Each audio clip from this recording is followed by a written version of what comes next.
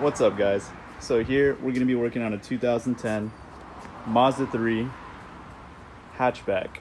So we're going to be changing out the condensator here, but my dad discovered a much simpler way to uninstall the condensator without having to take out the radiator, which is a much simpler, faster way than usually. So first, you want to try and pry these out. They're a little bit difficult to take out, but once you do, it makes the job a whole lot easier. So you're gonna want to go ahead and grab yourself some pliers and a flathead, and you're gonna try to pry them together to at least grab all three corners. And you want to grab yourself another flathead and pull it all the way out.